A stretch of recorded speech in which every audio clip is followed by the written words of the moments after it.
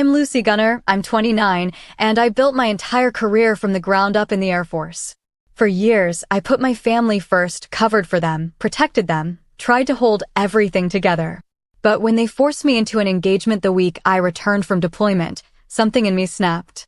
Have you ever been dismissed, underestimated, or outright betrayed by the people you sacrificed everything for? If you have, share your story in the comments. Trust me, you're not the only one. Before I get into what happened, tell me where you're watching from. And if you've ever had to reclaim your voice after being pushed down, hit like and subscribe for more true stories about drawing the line and standing your ground. What unfolded next even I didn't see coming. I returned from deployment on a Tuesday afternoon. My parents picked me up from the base in their silver sedan, the same one they'd driven for 8 years, back when keeping up appearances still mattered more than admitting they couldn't afford the lease on the BMW. My mother, Elaine, reached for my uniform collar the moment I slid into the back seat, straightening an already straight name tape. "There," she said. "That's better." My father didn't look back from the driver's seat. "How was the flight, Lucy?" "Long standard." The conversation died there. We drove through town in silence, past the strip malls and gas stations I'd memorized as a teenager. Nothing had changed except the signs on the storefronts. Even the traffic lights seemed to hit red at the same intervals they always had. When we pulled into the driveway, my mother turned in her seat. "We're having a guest for dinner tomorrow night. Someone I'd like you to meet." I'd been home less than an hour. "Mom, I just got back. I need a few days to decompress." "It's just dinner, Lucy. Don't be dramatic." She said it lightly, but there was an edge underneath, familiar, honed over years of practice. "His name is Noah. He's a mechanic. Very polite. I think you'll like him." I didn't say I wanted to meet anyone. Well, I already invited him. She opened her door and stepped out, brushing invisible dust from her slacks. "Wear something nice. Not your uniform." That night, I unpacked in my old bedroom. The walls were still the same pale blue they'd been since high school, the bookshelf still crowded with participation trophies and yearbooks I'd never opened after graduation. My dress uniforms hung in the closet beside civilian clothes I hadn't worn in months. I sat on the edge of the bed and stared at my phone, scrolling through messages from people on base who actually knew me. People who didn't correct my uniform or arrange my social life without asking. Noah arrived the next evening at 1800 hours. My mother answered the door before I'd finished tying my shoes. I heard her voice from the kitchen, bright, performative, the tone she used when she wanted to impress someone. Come in, come in. Lucy's just finishing up. She's always running a little behind schedule." I wasn't. I was exactly on time. I walked into the living room and found a man standing near the couch, hands in his pockets, looking uncomfortable in a button-down shirt that didn't quite fit. He was tall, maybe 6'1", with dark hair that curled slightly at the edges. When he saw me, he smiled, uncertain, like he wasn't sure he was supposed to be there. "Hi," he said. "I'm Noah." "Lucy." I shook his hand. His grip was firm but not aggressive. Mechanic's hands calloused, clean under the nails despite the work he did. My mother appeared beside us with a tray of cheese and crackers no one had asked for. "Noah works at Jensen's Auto. He's been there for 3 years now. Very reliable." "Mom." "What?" "I'm just making conversation." She set the tray down on the coffee table and gestured toward the couch. Sit.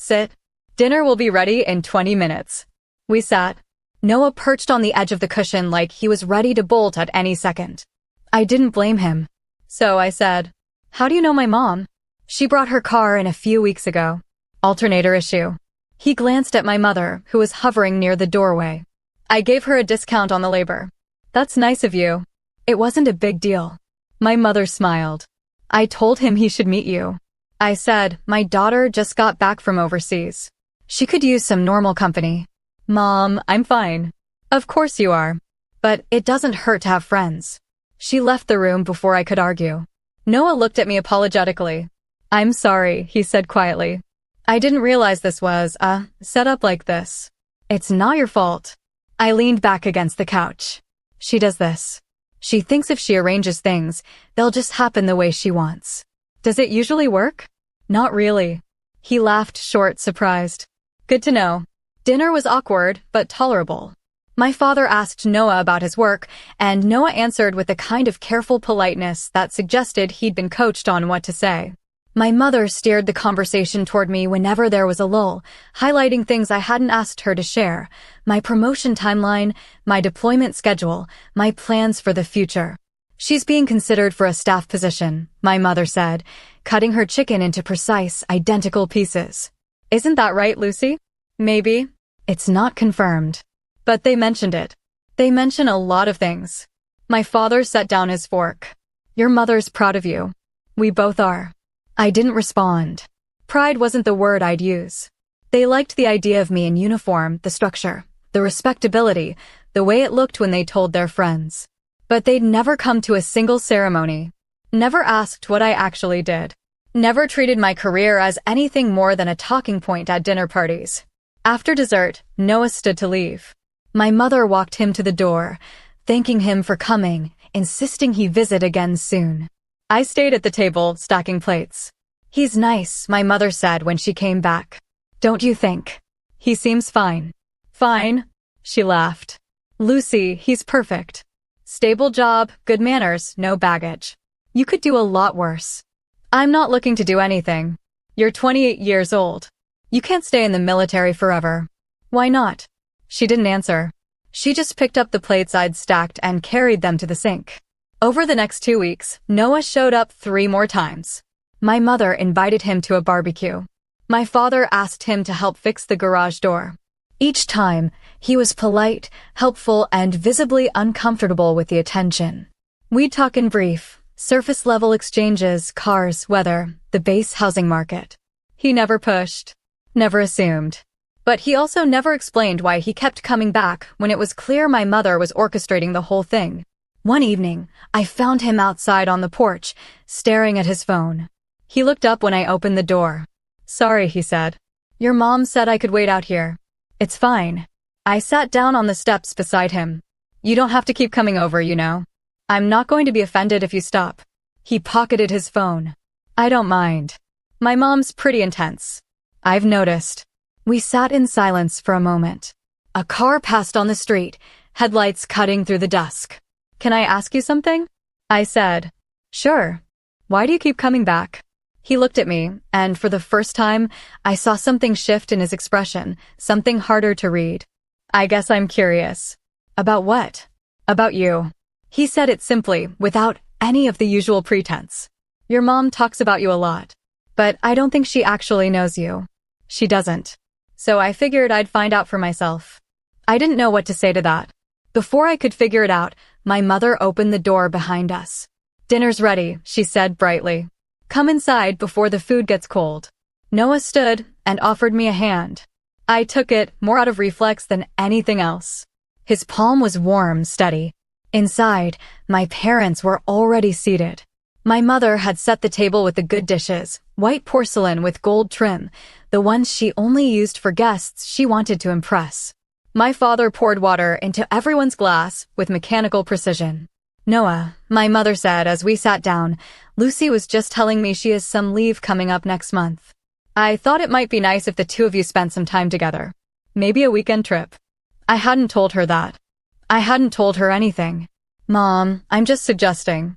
You work too hard, Lucy. You need to relax." Noah glanced at me. I could see the question in his eyes, but he didn't ask it. He just nodded politely and said, "That sounds nice." My mother smiled. "Wonderful. I'll help you plan it." I set my fork down. "I can plan my own weekend." "Of course you can. I'm just offering." "I don't need you to offer." The table went quiet. My father cleared his throat and reached for the bread basket. My mother's smile tightened at the edges. "There's no need to be rude, Lucy." "I'm not being rude. I'm being clear." "Well, you don't have to be so clear all the time. It's exhausting." I stood up. "I'm going for a walk." No one stopped me. I grabbed my jacket from the hook by the door and stepped outside, letting the screen door slam shut behind me. The air was cool, sharp with the smell of cut grass and distant rain. I walked to the end of the block and stood under a streetlight, hands in my pockets, trying to remember why I'd thought coming home was a good idea. Footsteps behind me. I turned. "Noah, you okay?" he asked. "I'm fine." "You don't look fine." I'm used to it. He stopped a few feet away, keeping distance between us. She means well. No, she doesn't. I looked at him directly. She means what's convenient for her. There's a difference. He didn't argue. Just nodded slowly, like he was filing that information away. You should go back inside, I said. She'll wonder where you are. She'll survive. He leaned against the streetlight pole. Besides, I think I like it better out here. We stood there for a while, not talking, just existing in the same space. Eventually, Noah's phone buzzed. He pulled it out, glanced at the screen, and frowned. I have to go, he said. Work thing. At 2000 hours? Sometimes people need help at weird times. He pocketed the phone. I'll see you around, Lucy. Yeah, see you. He walked back toward the house, and I stayed under the streetlight a little longer, watching the moths circle the bulb overhead. When I finally went inside, my mother was washing dishes. My father was in his study. Noah was gone. Feeling better? My mother asked without looking at me. I'm fine. Good. Because Noah really is a wonderful young man, and I'd hate for you to ruin this, because you're in one of your moods. I didn't respond. I just went upstairs, closed my bedroom door, and lay down on the bed, staring at the ceiling. Somewhere in the house, I heard my parents talking in low voices. I couldn't make out the words, but I knew the tone. The same one they'd used when they talked about money troubles they wouldn't explain. The same one they'd used when they talked about me like I was a problem to be managed. I pulled out my phone and scrolled through my contacts. Stopped on Major Lena Ortiz's name.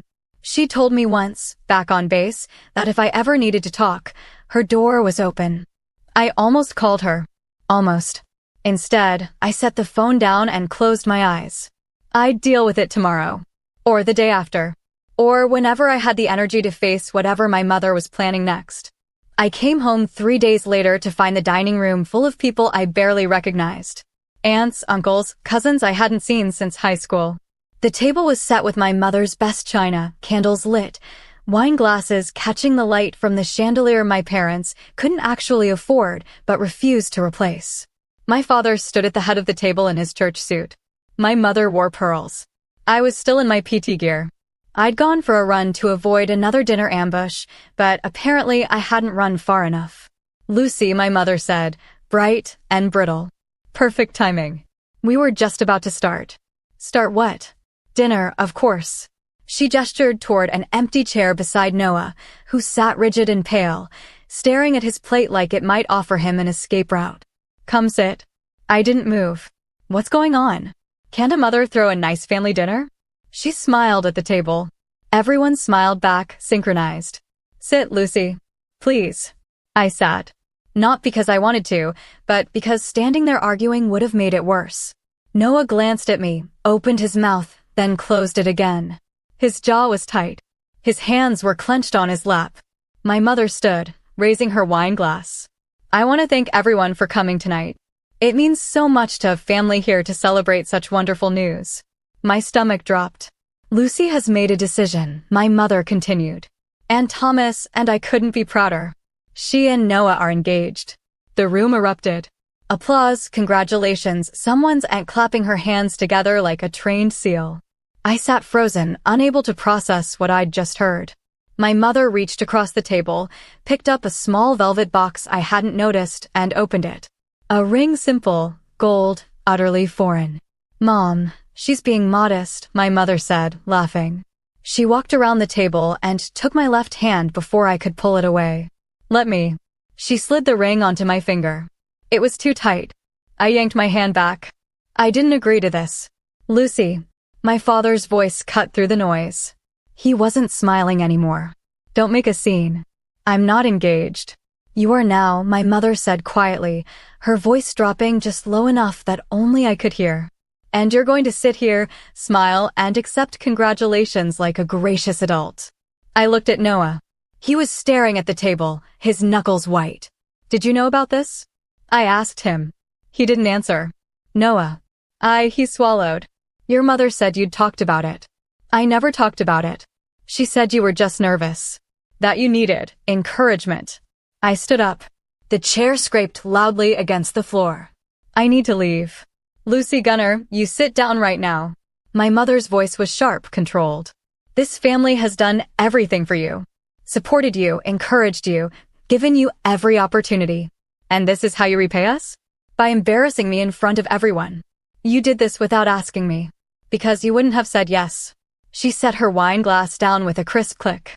You've spent so much time in that uniform, you've forgotten what it means to be part of a family. You think you're better than us now. Too proud to do what's necessary. What's necessary for who? She didn't answer. My father stood. Lucy, he said. We need to talk. Privately. I followed him into his study. He closed the door and leaned against his desk, arms crossed. For a long moment, he just looked at me, not like I was his daughter, but like I was a subordinate who'd disappointed him. Your mother and I are in trouble, he said finally. What kind of trouble? Financial. We made some investments that didn't pan out. We have debts. Significant ones. I stared at him. And you think marrying me off is going to fix that? Noah's family has money. Not a lot, but enough.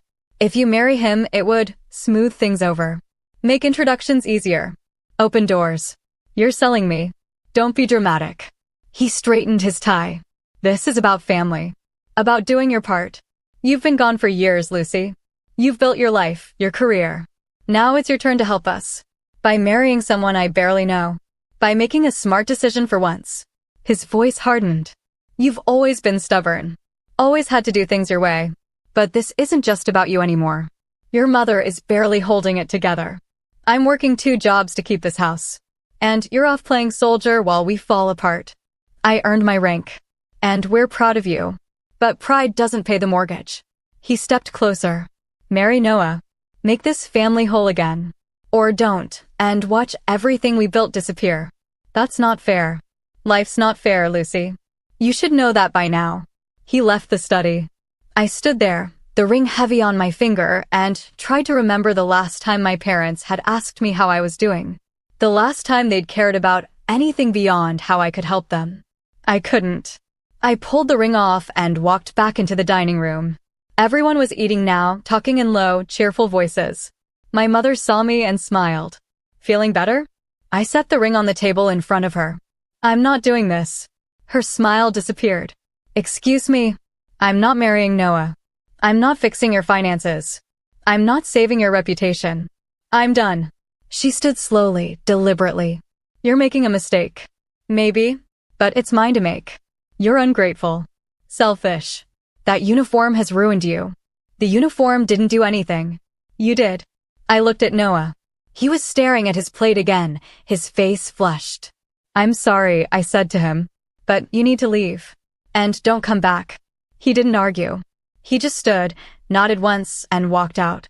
The room stayed silent. My mother's hands were shaking. If you walk out that door, she said, don't bother coming back. Fine. I left. Walked through the front door, past the silver sedan, down the driveway, and onto the street. I didn't look back. My phone buzzed in my pocket, texts from my mother, my father, aunts, and uncles I hadn't spoken to in years. I turned it off and kept walking. 3 miles later, I was back on base. I checked into temporary lodging, sat on the edge of a government-issue bed, and stared at my empty ring finger. The next morning, I called Major Ortiz. She answered on the second ring. Lucy, everything okay? No, I said. But it will be. Want to talk about it? Yeah, I think I do. She met me at the base coffee shop an hour later. I told her everything, the dinner, the ring, the ultimatum. She listened without interrupting, her hands wrapped around a mug of black coffee. When I finished, she leaned back in her chair. What do you want to do? Stay here. Do my job. Stop letting them control my life. Good answer. She set her mug down. You know they're going to keep pushing, right? People like that don't stop just because you say no. I know. And you're ready for that? I thought about the ring. The dinner. My father's cold, transactional logic. Yeah, I'm ready. She nodded. Then let's make sure you have a plan. Because the best revenge isn't anger. It's building the life they tried to take from you. I was 8 years old the first time I realized my parents cared more about appearance than truth. We were at a neighborhood barbecue, and my mother spent 20 minutes explaining to another woman why she'd chosen our house, the architecture, the school district, the resale value. She talked about it like it was a strategic acquisition, not a home. When the woman asked if we were happy there, my mother smiled and said, "Happiness is a matter of perspective." Even then, I knew that wasn't an answer. Growing up in the Gunner household meant learning to perform. My mother choreographed our lives like a stage production. The right clothes, the right schools, the right extracurriculars. My father provided the funding and the silent disapproval whenever something didn't meet his standards. I learned early that love, in their world, was conditional. You earned it by being useful. I tried. God knows I tried. I joined the debate team because my mother thought it looked good on applications. I volunteered at the senior center because my father's boss mentioned his daughter did the same. I smiled at family gatherings and repeated the lines I'd been given. School was great. I was grateful. I had big plans. But I was suffocating. The military was my mother's idea, originally. She'd seen a recruitment poster at the mall and said, "That's respectable. Structure, discipline, benefits. You should look into it." I think she assumed I'd do ROTC for the scholarship and then quietly transition into something more acceptable, law school, maybe, or a corporate job where I could wear suits and shake hands with the right people. She didn't expect me to fall in love with it. I was 17 when I walked into the Air Force ROTC office at the State University. The recruiter, a captain with sharp eyes and a no-nonsense demeanor, asked me why I wanted to join. "I want to do something that matters," I said. She studied me for a long moment. "What matters to you?" I didn't have an answer then. But over the next 4 years, I found one. ROTC gave me structure, but not the kind my mother had imagined. It wasn't about appearances or performance. It was about competence. About proving yourself through action, not words. I loved the physical training, the leadership exercises, the sense that I was part of something larger than myself. For the first time in my life, I wasn't trying to be someone else's version of acceptable. I was just trying to be good at what I did. My mother hated it. "You're getting too muscular," she said once, watching me do push-ups in the backyard. "Men don't like that." "I don't care what men like." "You should." My father was more subtle. He'd ask about my grades, my class rank, my post-graduation plans. When I told him I wanted to commission as an officer, he nodded slowly and said, "That's a big commitment, Lucy. Are you sure you're ready for that kind of responsibility?" "Yes." "Well, I hope you know what you're doing." I did. I commissioned as a second lieutenant 3 weeks after graduation. My parents came to the ceremony, but left before the reception. My mother said she had a headache. My father said he had work in the morning. I spent the next 6 years proving I'd made the right choice. I deployed twice, earned my captain's bars, built a reputation as someone who got things done. My mother called it obsessive. My father called it admirable, but only when other people were listening. The truth was simpler. I was good at my job. And for the first time in my life, being good at something was enough. I met Noah for the first time during my second leave, 2 years before the engagement disaster. My car had broken down on the highway outside town, and I'd called a tow truck. Noah showed up in a battered pickup, wearing coveralls and a baseball cap. "Alternator?" he asked, crouching beside the engine. "I think so." He poked around for a few minutes, then stood and wiped his hands on a rag. "Yeah, you're not driving this anywhere today. I can tow it to the shop, have it fixed by tomorrow afternoon." "How much?" "300, parts and labor." I winced. "That's steep. I can do 250 if you're local. I'm military." He looked at me, really looked, for the first time. Then he smiled. 200. "And thank you for your service." I didn't know what to say to that. Most people said it automatically, a reflex. But Noah said it like he meant it. We talked while he hooked up the tow. He was quiet, careful with his words, but not shy. He asked about my work without prying. I asked about his. He'd been a mechanic since he was 16, learned the trade from his uncle, never went to college, but didn't seem bothered by it. He liked fixing things. Liked the tangible result of a job well done. "Must be nice," I said. "Seeing the problem and solving it. Isn't that what you do?" "Sort of. But it's messier. More variables." He handed me a receipt. "Come by tomorrow after 1500 hours. Should be ready." I did. The car ran perfectly. Noah walked me through what he'd replaced, pointing out a few other things that would need attention eventually but weren't urgent. He didn't upsell. Didn't push. Just gave me the information and let me decide. "Thanks," I said. This was painless. "Good." He leaned against the hood. You sticking around for a while? A few more days. Well, if you need anything else, you know where to find me. I left with the vague sense that I'd just met someone decent. Someone uncomplicated. It was a novelty. My mother found out about the car repair when she saw the receipt on my dresser. The next thing I knew, she was inviting Noah to dinner, then to a barbecue, then to help fix the garage door. She orchestrated it carefully, weaving him into our lives like he'd always been there. He's perfect for you, she said one night. Stable. Humble. He won't compete with your career. I'm not looking for someone who won't compete. Well, you should be. You need someone who'll support you, not challenge you. I didn't argue. I just filed it away with all the other ways my mother didn't understand me. Noah and I fell into an easy rhythm. We'd meet for coffee sometimes, talk about nothing important, part ways without any expectations. He never pressured me, never assumed. But I noticed he'd disappear sometimes, mid-conversation, to take a phone call. When he came back, he'd be distracted. Distant. Everything okay? I asked once. Yeah, just work stuff. At 1900 hours? He smiled, but it didn't reach his eyes. People need help at weird times. I didn't push. Everyone had their complications. Looking back, I realized my parents had been planning the engagement for months. My mother's casual mentions of Noah. My father's sudden interest in his background. The slow, deliberate way they wove him into family events until it seemed inevitable that we'd end up together. I'd thought they were just being invasive. I didn't realize they were being strategic. The night of the engagement dinner, my mother had pulled Noah aside before I arrived. She'd told him I'd agreed. That I was just nervous. That all he had to do was go along with it and everything would work out. He believed her. Or maybe he just didn't know how to say no. Either way, it didn't matter. Because when I walked out of that house, I left behind more than a ring.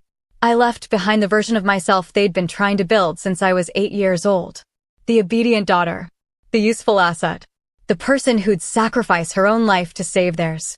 I was done performing. Major Ortiz met me in her office the next morning. She poured 2 cups of coffee and slid one across her desk. Tell me what you need, she said. Clarity. A plan. Maybe a restraining order. She smiled.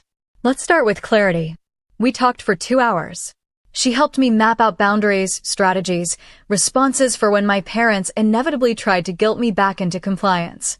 She reminded me that I had a career, a community, a life outside of their control. You're not a bad daughter, she said. You're just finally being a good officer. What's the difference? Officers make hard calls. Daughters make sacrifices. You've been doing both for too long. I thought about that. About all the times I'd bent to keep the peace. All the times I'd swallowed my anger because it was easier than fighting. I'm done sacrificing, I said. Good. Then, let's make sure you have the tools to hold that line. I left her office with a notebook full of strategies and a renewed sense of purpose. My parents could threaten, manipulate, or disown me. But they couldn't take away what I'd built. And they couldn't make me someone I wasn't. For the first time in years, I felt like I could breathe. The voicemails started 3 days after I left. My mother's voice, bright and brittle. Lucy, we need to talk. Call me back. Then my father, your mother's upset. You owe her an apology. Then my mother again, sharper this time. You're being childish. This is bigger than you. I deleted them without listening all the way through. On base, I buried myself in work. My squadron was prepping for a joint training exercise, and I threw myself into logistics, briefings, equipment checks. It was easier to focus on mission parameters than to think about the ring I'd left on my parents' dining room table. Easier to review flight schedules than to process the fact that my family had tried to auction off my future to cover their debts. Colonel David Rourke stopped by my desk on a Wednesday afternoon. He was in his early 50s, with the kind of calm authority that came from decades of service. He set a folder down in front of me. Captain Gunner, you've been putting in extra hours. Yes, sir. Just staying on top of things. He studied me for a moment. You doing okay? I'm fine, sir. You sure? Because fine usually means barely holding it together. I almost smiled. I'm handling it. Good. Because I'm about to give you more to handle. He tapped the folder. We're expanding the training exercise. I need someone to coordinate with the Army and Navy units. Someone detail-oriented, reliable, and capable of not starting an inter-service war. I can do that. I know you can. That's why I'm asking. He paused. This is a visibility assignment, Lucy. The kind that gets noticed. Understood. He left, and I opened the folder. 3 weeks of coordination, briefings, and inter-service diplomacy. It was exactly what I needed, something complicated enough to demand my full attention. My phone buzzed. Another voicemail. I turned it off and got back to work. That night, I went for a run on the base perimeter. The air was cool, the sky clear, the only sound my breathing and the rhythm of my boots on pavement. I pushed myself harder than usual, trying to outrun the anger that had been building since the engagement dinner. Anger at my parents. At Noah. At myself for not seeing it coming. When I finally stopped, bent over with my hands on my knees, Major Ortiz was standing nearby. You training for something? She asked. Just running. At 2100 hours? Couldn't sleep. She walked over, hands in her pockets. You're allowed to be angry, you know. I know. And you're allowed to take up space with it. You don't have to compress everything into a 5-mile run. I straightened up. It's easier this way. Easier doesn't mean better. She glanced at the darkened sky. You ever talk to a chaplain? I'm not religious. Doesn't matter. They're good listeners. And sometimes it helps to say things out loud to someone who's not going to judge you for it. I nodded, even though I had no intention of going. I'd spent my entire life keeping things contained. I wasn't about to spill my guts to a stranger just because it was therapeutic. But Ortiz wasn't finished. Your parents are going to keep pushing. You know that, right? Yeah. And they're going to use guilt, obligation, family loyalty, all the tools that worked on you before. You need to be ready for that. I am. Are you? She turned to face me directly. Because the version of you that walked out of that dinner is not the same version that's going to hold the line when your mother shows up crying or your father plays the "we sacrificed everything for you" card. You need to know right now what your boundaries are. And you need to be willing to enforce them. I didn't answer right away. I thought about my mother's voice on the voicemail. The tightness in my father's tone. The way Noah had sat there, complicit and silent. I won't go back, I said finally. Good. Remember that when they make it hard. She left me standing there, the night air cold on my skin, my heart still pounding from the run. I walked back to my quarters slowly, letting the adrenaline fade, trying to figure out what came next. The answer came 2 weeks later. I was in a briefing with Colonel Rourke and his deputy when he paused mid-sentence and looked at me. Captain Gunner, I have a question for you. Yes, sir. How would you feel about a promotion? I blinked. Sir, we're putting together a list for the next major selection board. Your name came up. Strong performance reviews, solid leadership, good operational record. You're young for it, but not unreasonably so. I felt something shift in my chest. I'd be honored, sir. Don't be honored yet. It's a competitive board. But you've got a good shot. He closed the folder in front of him. Keep doing what you're doing. And keep your nose clean. Yes, sir. I left the briefing in a daze. Major. 04. It was the kind of career milestone that most officers didn't hit until their early 30s. I was 28. If I made the cut, it would validate every choice I'd made since commissioning. Every sacrifice, every deployment, every moment I'd chosen my career over my family's expectations. My phone buzzed. Another voicemail. I almost deleted it. But something made me listen. It was Noah. Lucy, I know you don't want to hear from me. I get it. But I need to talk to you. Not about your parents. About me. There are things I didn't tell you. Things I should have. I'll be at Jensen's Auto tomorrow at 1400 hours if you want to talk. If not, I understand. But I owe you an explanation. I saved the voicemail and stared at my phone. Part of me wanted to delete it and move on. But another part, smaller, quieter, wanted to know what he hadn't told me. What he'd been hiding behind those vague phone calls and careful deflections. The next day, I drove to Jensen's Auto. It was a small shop on the edge of town, the kind of place that survived on word of mouth and repeat customers. Noah was in the garage, working on an engine. He looked up when I walked in and set down his wrench. You came. I'm here for answers. Not forgiveness. Fair enough. He wiped his hands on a rag and gestured toward a small office in the back. Can we talk privately? I followed him. The office was cluttered, invoices, parts catalogs, a coffee maker that looked older than I was. He closed the door and leaned against the desk. I lied to you, he said. Not directly, but by omission. About what? My family. My background. Why I'm here. I crossed my arms. Keep going. He took a breath. My family has money. A lot of it. My grandfather built a logistics company from nothing, and my father expanded it into shipping, real estate, private equity. By the time I was born, we were worth more than most people see in a lifetime. I stared at him. You're rich. My family's rich. I'm not. What's the difference? I left. He said it simply, without drama. When I was 22, I told my father I didn't want any part of it. The board meetings, the networking, the endless performance. I wanted to work with my hands. Build something tangible. He said if I walked away, I was on my own. So I did. And you ended up here. I ended up a lot of places. But yeah, eventually I landed here. I processed that. Why didn't you tell me? Because it didn't matter. I wasn't lying about who I am now. I fix cars. I live in a small apartment. I don't have access to my family's money, and I don't want it. But my parents knew. He hesitated. I think your mother found out somehow. Maybe she looked into me. Maybe someone told her. I don't know. But she approached me about a month before that dinner and said you'd mentioned wanting to settle down. That you were just nervous about bringing it up.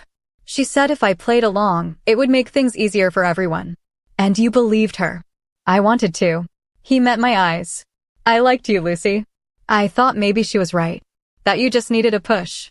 I didn't need a push. I needed honesty. I know that now. We stood in silence for a moment. Outside, someone was revving an engine. The smell of oil and metal hung in the air. I'm not going to forgive you, I said. I'm not asking you to, but I appreciate you telling me.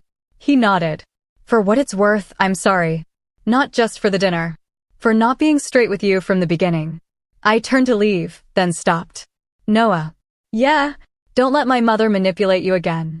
You're better than that. I left before he could respond. Drove back to base, checked my messages, and got back to work. The promotion board results wouldn't be out for another 3 months. Until then, I had a job to do. And for the first time in weeks, I felt like I was finally doing it on my own terms. My mother showed up at the base 2 months later. Security called me from the main gate at 10:00 hours on a Saturday morning. Captain Gunner, we have an Elaine Gunner here requesting to see you. She's not on your approved visitor list. I closed my eyes. Tell her I'm not available. She's insisting it's urgent, ma'am. It's not. Please ask her to leave. There was a pause. She's saying she'll wait. Then she'll be waiting a long time. Thank you, Airman. I hung up and sat on the edge of my bed, staring at the wall. I'd known this was coming. Ortiz had warned me. But knowing didn't make it easier. My phone rang. My mother. I let it go to voicemail. It rang again. I turned it off. 20 minutes later, there was a knock on my door. I opened it to find Major Ortiz standing there, arms crossed. Your mother's at the gate. I know. She's telling the guards she needs to see you. Medical emergency. There's no medical emergency. Ortiz nodded slowly. That's what I figured. But she's making a scene. Crying, saying she's worried about you. It's drawing attention. I felt the anger rise again, sharp, hot, familiar. She's manipulating them. I know. But you need to handle this, Lucy. Either go down there and tell her to leave, or I'll have security escort her off base. Your call. I grabbed my jacket. I'll handle it. We drove to the gate in Ortiz's car. My mother was standing beside the security booth, dabbing her eyes with a tissue. When she saw me, her face transformed relief, joy, concern all layered together in a performance I'd seen 1,000 times. Lucy, thank God. I was so worried. I stayed in the car. Rolled down the window. You need to leave, Mom. I just need 5 minutes. Please. No. Lucy, your father and we've been so worried. You haven't returned our calls. We didn't know if you were okay. I'm fine. You don't look fine. You look thin. Are you eating? Mom. Leave. She stepped closer to the car. I know you're upset about the engagement. I understand. Maybe I pushed too hard. But everything I did because I love you. You did it because you needed money. Her face went still. That's not fair. It's true. We're your family, Lucy. We've supported you, raised you, given you everything. You gave me conditions. That's not the same thing. Don't talk to me like that. Her voice sharpened. I'm still your mother. Then act like it. Stop treating me like a transaction. She flinched. For a moment, I thought she might actually hear me. But then her expression shifted back into performance mode, hurt, vulnerable, misunderstood. I don't know what's happened to you, she said quietly. You used to be so sweet. So considerate.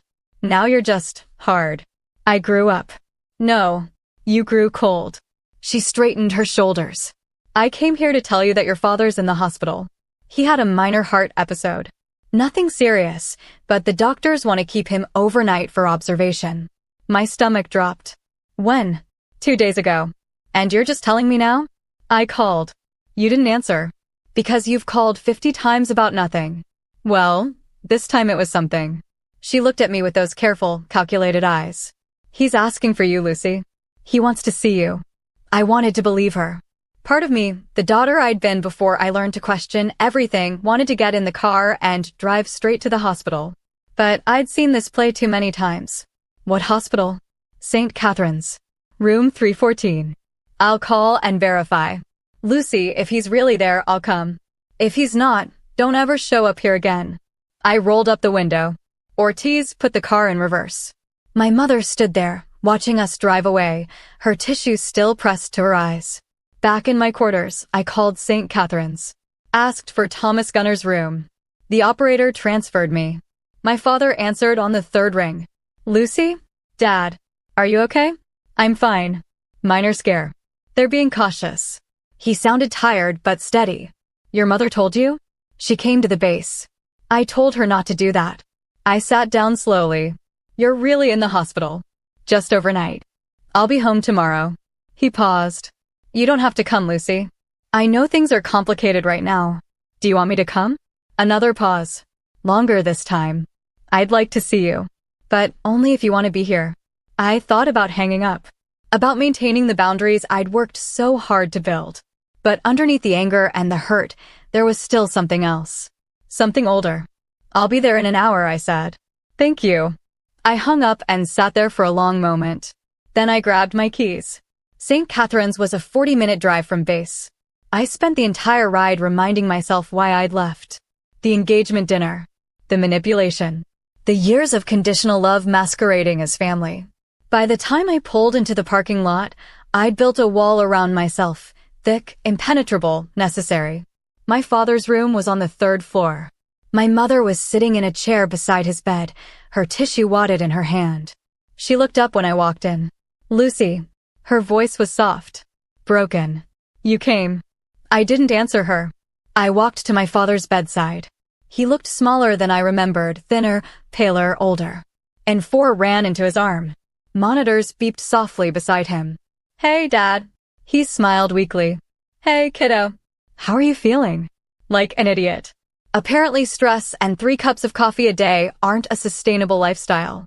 Apparently not. My mother stood. I'll give you 2 some privacy. She left before I could object.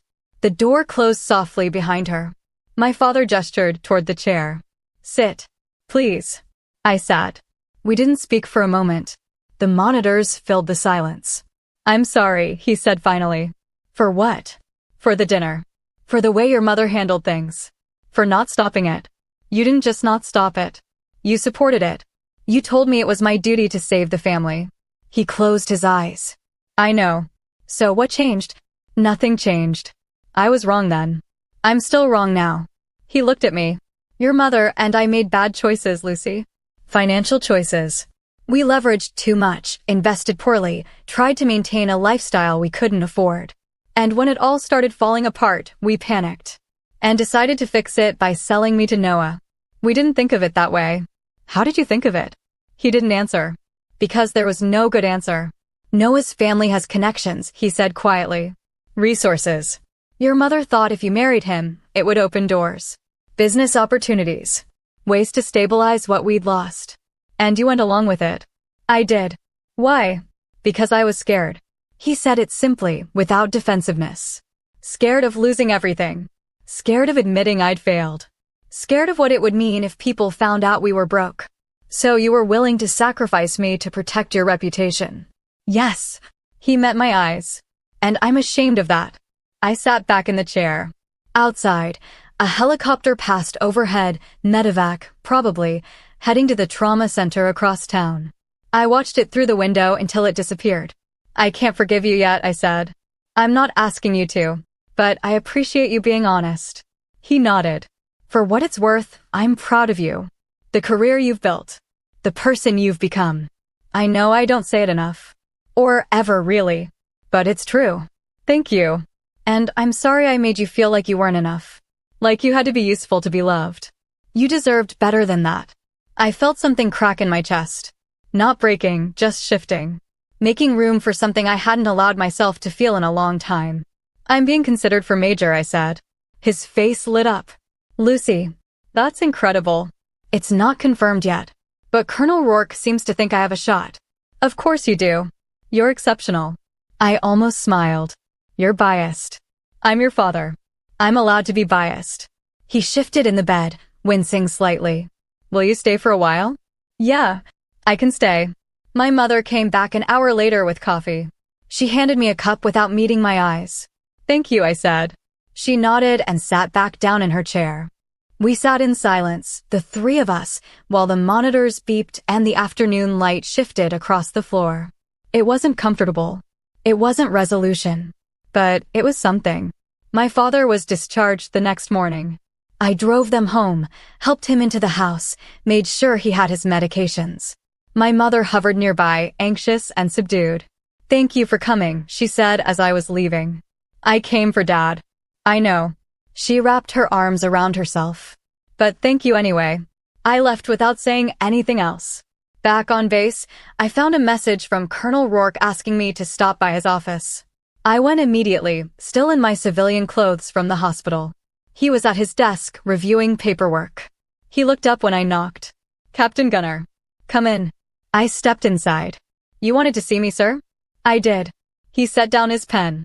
The major selection board results came back early.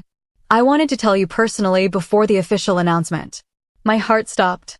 You made the list, Lucy. Congratulations, Major Gunner. I stood there, unable to process it.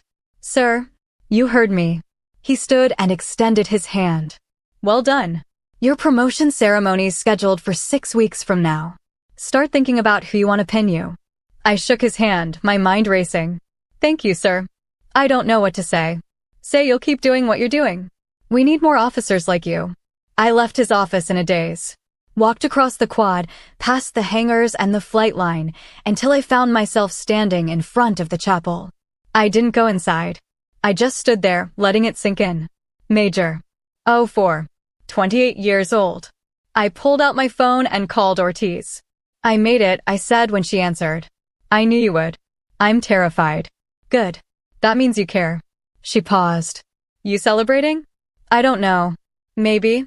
Well, when you figure it out, let me know. I'll buy the first round. I hung up and stared at the chapel for a long moment. Then I called my father. Lucy? He sounded surprised. I made Major. Silence. Then, oh Lucy. That's wonderful. I'm so proud of you. Thanks, Dad. When's the ceremony?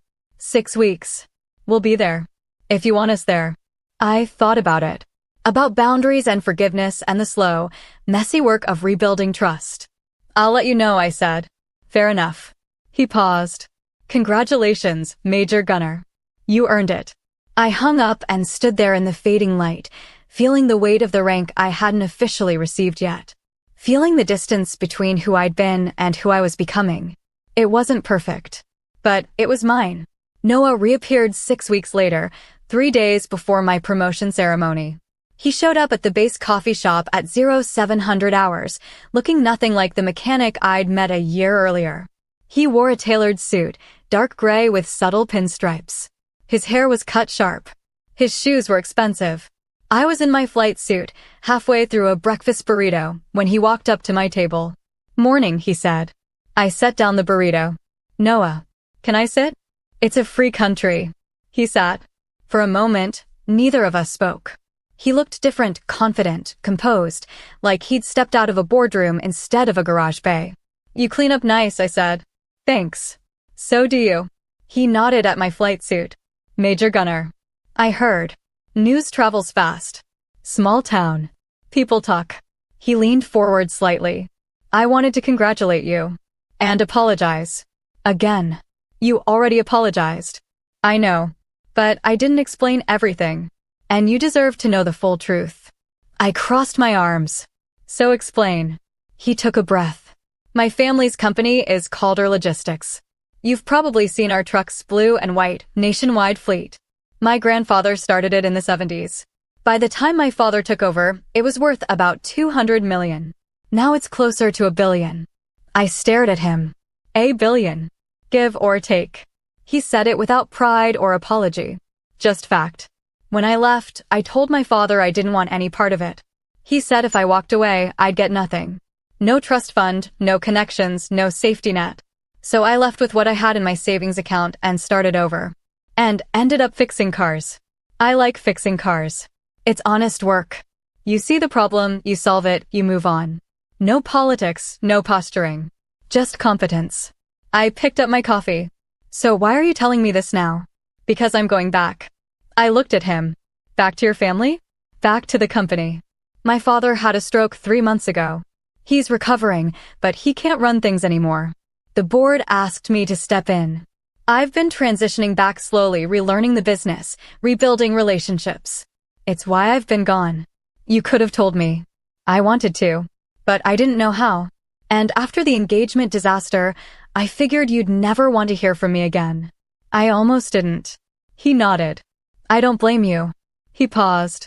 But I'm not here to ask for forgiveness or a second chance. I'm here to tell you the truth and let you decide what you want to do with it. What do I want to do with it? I don't know. That's up to you. He stood. But I'm not hiding anymore, Lucy. Not from my family, not from my responsibilities, and not from you. If you ever want to talk, really talk, without the lies or the games, I'm available. He set a business card on the table. Noah Calder, CEO, Calder Logistics. A phone number. An email address. Congratulations on your promotion, he said. You earned it. He left before I could respond. I sat there, staring at the business card, trying to reconcile the mechanic in coveralls with the CEO in a tailored suit. Trying to figure out if I cared. If I wanted to care. I pocketed the card and finished my burrito. The promotion ceremony was held on a Friday afternoon in the base auditorium. The room was full, colleagues, subordinates, a few senior officers I'd worked with over the years. Major Ortiz sat in the front row. Colonel Rourke stood at the podium. My parents sat in the back. I'd invited them 2 days earlier, after a long conversation with Ortiz about boundaries and grace and the difference between forgiving and forgetting.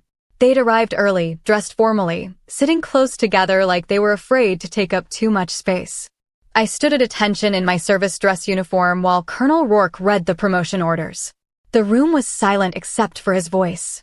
Captain Lucy Gunner is hereby promoted to the rank of Major, 04, United States Air Force, effective this date. Her dedication, leadership, and commitment to excellence have earned her this distinction. Major Gunner, congratulations. Major Ortiz stepped forward with a new rank insignia, gold oak leaves, gleaming under the auditorium lights. She removed my captain's bars and pinned the new ones to my shoulders. Proud of you, she said quietly. Thank you, ma'am. She stepped back. The room applauded. I saluted Colonel Rourke. He returned it, then extended his hand. Well done, Major. Thank you, sir. The ceremony ended. People approached to congratulate me, handshakes, pats on the shoulder, promises to buy me drinks later. I accepted them all with the same steady composure I'd built over years of service. My parents waited until the crowd thinned. Then my mother approached, cautious, uncertain. Lucy, you looked wonderful up there. Thanks, Mom. We're very proud of you. I didn't respond. I just looked at her, this woman who'd raised me, manipulated me, tried to control me, and was now standing in front of me like a stranger asking for directions. I know I hurt you, she said quietly. I know I made mistakes. But I'm trying to be better. To do better. I appreciate that. Is there any way we can start over? I thought about it. About the engagement dinner and the ultimatums and the years of conditional love. About my father in the hospital bed, admitting he'd been wrong. About the slow, painful work of rebuilding something that had been broken for as long as I could remember. I don't know, I said honestly. Maybe, but it's going to take time. I understand. My father stepped forward. Congratulations, Major. You've earned this. Thank you, Dad. He looked like he wanted to say more, but he just nodded and stepped back. They left together, quiet and subdued, and I watched them go with something close to relief. Ortiz appeared beside me. You okay? Yeah, I think so. Good. Because we're taking you out tonight. No arguments. Yes, ma'am. That night, I sat at a bar with Ortiz and half a dozen other officers, drinking beer and swapping stories. Someone made a toast to my promotion. Someone else made a joke about the increased responsibility. I laughed, relaxed, and let myself enjoy the moment. My phone buzzed. A text from Noah. Congratulations, Major. If you ever want to talk, the offer stands. I stared at the message for a long moment. Then I typed a response. Thanks. Maybe soon. I hit send and pocketed the phone. Around me, the bar was loud, warm, full of people who knew me and respected me for who I actually was. I raised my beer and took a drink. It wasn't perfect, but it was mine. And for the first time in my life, that was enough. Noah called me 2 weeks after the promotion ceremony. It was a Tuesday evening, just after 1900 hours. I was in my quarters, halfway through a mission brief, when my phone rang. Lucy? It's Noah. Do you have a minute? I closed the briefing folder. Yeah, what's up? I wanted to ask you something. And I want you to know there's no pressure, you can say no, and nothing changes between us. Okay. I'm hosting a small dinner next weekend. Nothing formal. Just a few people from the company, some family friends. I'd like you to be there. Not as a date. Just as someone I respect and want in my life. If you're comfortable with that. I leaned back in my chair. Why? Because I'm trying to build something different than what my father built. Something based on transparency and integrity instead of performance. And I think having people around me who actually care about those things will help. You think I care about those things? I know you do. I've seen it. I thought about it. About the engagement dinner and the lies and the months of distance I'd put between myself and anything that reminded me of that night. But I also thought about the man in the tailored suit who'd admitted he'd been wrong. Who'd shown up to apologize without expecting anything in return. What's the dress code? I asked. Business casual. Nothing fancy. And you're sure this isn't a setup? I'm sure. I learned my lesson. I smiled despite myself. Okay, I'll come. But if your mother's there, I'm leaving. My mother lives in Florida. You're safe. Then I'll be there. Thank you, Lucy. I'll send you the details. He hung up. I sat there for a moment, wondering if I was making a mistake. Then I went back to the briefing folder and got back to work. The dinner was held at Noah's house, a modern, minimalist place on the outskirts of town, all clean lines and floor-to-ceiling windows. I arrived at 1800 hours in slacks and a blouse, feeling underdressed the moment I saw the other cars in the driveway. BMWs, Mercedes, a Tesla. Noah answered the door in jeans and a button-down, looking more relaxed than I'd ever seen him. Hey, thanks for coming. Nice place. Thanks. It's new. Still getting used to it. He stepped aside. Come in. The interior was as clean as the exterior, hardwood floors, minimal furniture, art on the walls that looked expensive but not ostentatious. A small group of people stood in the living room, holding wine glasses and talking in low, easy voices. Noah introduced me to each of them. Evan Calder, his cousin and the company's CFO. Mara Chen, head of operations. David Reyes, VP of logistics. They were polite, professional, curious about my work without being intrusive. Noah mentioned you just made major, Evan said. That's impressive. How long have you been in? 6 years commissioned. 10 total if you count RODC. And you're already O4? That's fast. I got lucky. Luck doesn't make major, Mara said. Competence does. We talked through dinner, roasted chicken, vegetables, a salad that was better than anything I'd made in the last year. The conversation flowed easily, touching on everything from supply chain logistics to deployment schedules to the ethics of automation. Noah participated but didn't dominate. He listened more than he spoke, asking questions, making space for everyone's perspective. It was normal, refreshing, the kind of dinner I hadn't realized I missed.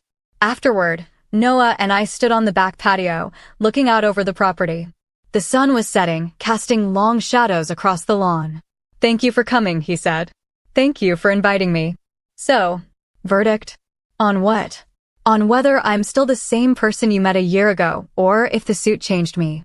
I smiled. "I think you're figuring out how to be both. Is that good?" "It's honest." He nodded slowly. "I'm trying to be better at that. Honesty. Transparency. Not hiding behind what's convenient." "How's it going?" "It's harder than I thought. But necessary." He glanced at me. "Can I ask you something?" "Sure. Do you think there's a version of this where we're friends?" "Not romantically. Just people who respect each other and show up when it matters." I thought about it. About the engagement dinner and the months of silence and the slow, cautious way we'd been circling each other ever since. "Yeah," I said. "I think there is." "Good. Because I'd like that." We stood there for a while longer, not talking, just watching the light fade. Eventually, I said goodbye and drove back to base, feeling lighter than I had in months. Over the next few weeks, Noah and I fell into an easy rhythm. Coffee once a week. The occasional dinner. Conversations that ranged from logistics challenges to deployment stories to the ethics of inherited wealth. He never pushed for more. Never assumed. He just showed up, consistently, and let trust build slowly. My parents called less frequently. When they did, the conversations were shorter, more careful. My mother stopped trying to orchestrate my life. My father asked about work without turning it into a lecture. It wasn't perfect, but it was progress. One evening, Noah asked me to consult on a logistics problem the company was facing. I spent 2 hours reviewing their supply chain models and suggested a few adjustments based on what I'd learned coordinating inter-service operations. A week later, Evan called to say they'd implemented my recommendations and saved 15% on transport costs. "You should do this professionally," he said. "I have a job." I meant after. "When you retire. We could use someone with your skill set." I laughed. "I just made major. I'm not thinking about retirement yet." "Fair enough. But the offer stands." I told Noah about it later. He smiled. "Evan's not wrong. You're good at this." "I'm good at a lot of things." I've noticed. We were sitting in his living room, reviewing a presentation he was giving to the board the next day. He'd asked for my feedback, and I'd given it direct, specific, constructive. He'd taken notes without defensiveness. "Can I ask you something?"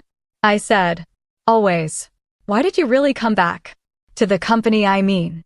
It wasn't just your father's stroke." He set down his notes. "No, it wasn't." He paused, choosing his words carefully. "I left because I thought the company represented everything I didn't want to be. Performative. Transactional. Built on relationships that only existed because of money. But after my father's stroke, I realized something." "What?" "That I could either let the company stay that way, or I could change it. Build something different. Something better." He looked at me. "You did that with your career. You took a structure that could have crushed you and made it yours. I wanted to do the same thing. And? Is it working?" "I think so. Some days better than others. But yeah, I think it's working." I nodded. "Good. I'm glad." We went back to reviewing the presentation. Outside, the night deepened. Inside, the work continued. By the time my parents' financial situation stabilized through better planning, downsizing, and my father's consistent work, 6 months had passed. They moved into a smaller house, sold the silver sedan, and stopped pretending they were something they weren't. My mother got a part-time job at a bookstore. My father took early retirement and started consulting. They didn't ask me for help. Didn't try to guilt me into fixing their problems. They just handled it. When I visited them in their new house, my mother made tea and served it in mismatched mugs. "No performance. No pretense. It's smaller," she said. "But it's ours. Actually ours." "It's nice, Mom. Thank you for not saying I told you so." I smiled. "I thought it. But I didn't say it." She laughed real unguarded. "Fair enough." My father appeared from the garage, wiping his hands on a rag. "Lucy, good to see you." "You too, Dad. How's work?" "Busy. Good busy. That's the best kind." We sat on their small patio, drinking tea, talking about nothing important. It wasn't the relationship I'd wanted as a kid, but it was the one we had now. Honest. Bounded. Real. When I left, my mother hugged me brief, careful, sincere. Thank you for not giving up on us, she said. I didn't do it for you. I did it for me. I know. But thank you anyway. I drove back to base, windows down, music low. My phone buzzed. A text from Noah. Board meeting went well. Your notes helped. Dinner this weekend? I typed back, sure. Your place or mine? Yours. I'll bring food. I smiled and pocketed the phone. It wasn't the life I'd imagined, but it was the one I'd built. And for the first time in my life, that felt like exactly enough. The wedding was my idea. Not because I needed a ceremony, but because I wanted one. On my terms. With people who mattered. In a place that meant something. Noah and I had been seeing each other, carefully, deliberately, for 8 months when I brought it up. We were sitting in my quarters, reviewing logistics for a joint training exercise that had nothing to do with either of our jobs, but that we'd somehow made our problem anyway. I've been thinking, I said. Dangerous. I smiled. I want to get married. He looked up from the spreadsheet. To me? Unless you have a better option. I don't. He set down his pen. Are you serious? I don't joke about logistics or life decisions. That's true. He leaned back in his chair. Why no? Because I'm sure. Because I'm tired of being careful. Because I want to build something with someone I actually trust. I met his eyes. And because I'm not asking permission. I'm asking if you want to do this. He smiled, slow, genuine. Yeah, I want to do this. Good. Then let's plan it. We got married 4 months later on a Saturday afternoon in a small chapel on base. No grand cathedral. No 500 guests. No performance. Just a simple ceremony with the people who actually mattered. Major Ortiz stood beside me as my maid of honor. Colonel Rourke attended, along with a handful of colleagues from my squadron. Evan Calder served as Noah's best man, flanked by a few executives from the company who'd become friends over the months. My parents sat in the third row. My mother wore a simple blue dress. My father wore his church suit. They didn't cry, didn't make a scene. They just sat quietly, holding hands, watching their daughter marry a man they'd once tried to use as a bargaining chip. The ceremony was short. The chaplain spoke about commitment and partnership and the courage it takes to build a life with someone. Noah and I exchanged vows we'd written ourselves, simple, clear, honest. I promise to show up, I said. To be honest. To build something real with you, even when it's hard. I promise the same, Noah said. And to never let anyone, including myself, treat you like anything less than who you are. We exchanged rings, kissed, turned to face the room. The reception was held in a small event space near base. String lights, simple food, a playlist Noah and I had argued over for 3 weeks until we finally agreed on something that made neither of us cringe. People danced. People talked. People ate cake. I found my parents near the back, standing slightly apart from the crowd. My mother was watching the room with careful eyes. My father had his hands in his pockets. Thanks for coming, I said. Of course, my mother said. We wouldn't have missed it. Wouldn't you? She flinched, then nodded slowly. You're right. A year ago, I might have. But not now. Not after everything. I'm glad you're here. So are we. My father glanced at Noah, who was talking with Evan across the room. He's a good man, Lucy. I'm sorry I didn't see that before. You didn't want to see it. You wanted to use it. I know. He looked at me directly. But I see it now. And I'm glad you found someone who deserves you. I didn't know what to say to that. So I just nodded and walked away. Later, after the first dance and the toasts and the cake cutting, I stood at the microphone near the DJ booth. The room quieted. I want to thank everyone for being here, I said. This isn't the wedding I imagined as a kid. It's better. Because it's real. Because everyone in this room respects what Noah and I are building. And because we're doing this on our terms. I looked at my parents. I spent a lot of my life trying to be what other people needed. Trying to fit into roles that didn't fit. Trying to earn love by being useful. But the military taught me something important. You don't earn respect by being convenient. You earn it by being confident. By showing up. By doing the work. My mother was watching me, her expression unreadable. I'm not here to punish anyone or prove anything, I continued. I'm here because I chose this. I chose Noah. I chose this life. And I'm asking everyone here to respect that choice, not because you think it's right, but because it's mine. The room was silent. Then Noah stepped up beside me. And because she's terrifying when she's right. The room laughed. The tension broke. I stepped away from the mic. The music started again. People went back to dancing. As I walked toward the exit to get some air, I saw them through the window, four black SUVs pulling up to the parking lot. Sleek. Professional. Unmistakable. I glanced at Noah. He shrugged. I told you my security team was coming. You didn't tell me they drove like a presidential motorcade. I thought it would be subtle. It's really not. The SUVs parked. 6 men in dark suits stepped out, professional, alert, scanning the perimeter with practiced efficiency. They took positions around the venue, unobtrusive but visible. Inside, the room had gone quiet again. Everyone was staring out the windows. My mother stood near the back, her face pale. My father stood beside her, mouth slightly open. Lucy, my mother said quietly. What is this? Noah's security team. I thought he was a mechanic. He was. He's also a CEO. And apparently, people try to kidnap CEOs sometimes. Evan appeared beside me, grinning. We tried to tell him it was overkill for a wedding. He insisted. I like being prepared, Noah said. The room stayed silent for another moment. Then Ortiz started laughing loud, genuine, the kind of laugh that breaks tension like glass. Others joined in. The music started again. My parents stayed where they were, staring at the SUVs, finally understanding who Noah really was. What they'd tried to control. What they'd almost ruined. I walked over to them. Mom. Dad. Meet my husband. My mother looked at me. You knew. Of course I knew. And you didn't tell us. Why would I? You didn't care who he was. You just cared what he could do for you. She opened her mouth. Closed it. Then nodded slowly. You're right. I know. My father extended his hand to Noah. Welcome to the family. Officially. Noah shook it. Thank you, sir. And for what it's worth, you're a better man than I gave you credit for. Appreciated. They left shortly after, quiet, humbled, smaller somehow. I watched them go with something close to peace. Noah slipped his hand into mine. You okay?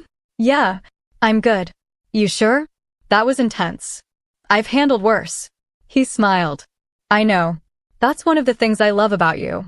We stood there for a moment, watching the security team patrol the perimeter, the guests dance inside, the night settle around us. Think they'll be okay? Noah asked. Your parents. Eventually. Maybe. It's not my job to fix them anymore. Fair enough. I leaned into him. Thank you. For what? For showing up. For being honest. For not trying to be anything other than who you are. Back at you, Major. We went back inside. Danced. Celebrated. Let the night unfold the way it was supposed to, messy, real, imperfect, ours. When the reception ended and the guests filtered out, Noah and I stood in the empty event space, surrounded by string lights and half-empty champagne glasses. So, he said, how does it feel? How does what feel? Being married to a secret billionaire. I laughed. You're not that secret. You have a motorcade. Fair point. But to answer your question, it feels good. Not because of the money or the security team or any of that. Just because it's you. He kissed me soft, unhurried, certain. I love you, Lucy Gunner. I love you too, Noah Calder.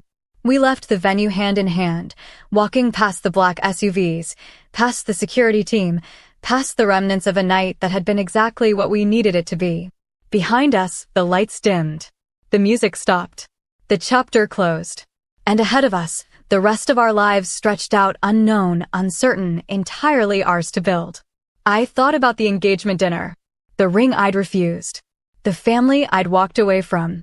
The rank I'd earned. The man I'd chosen. Power, I realized, wasn't something you inherited or performed or extracted from other people. Power was choosing your own life. And standing by that choice, no matter what came next. I'd made my choice. And I'd never been more certain of anything in my life. Thanks for sticking with me through this. Now I want to hear from you. Have you ever had to walk away from family expectations, a toxic relationship, or a situation where people tried to control your life? What moment made you finally choose yourself? Drop your story in the comments. If this hit home, tap like, subscribe, and share it with someone who needs the reminder that their life is theirs to live.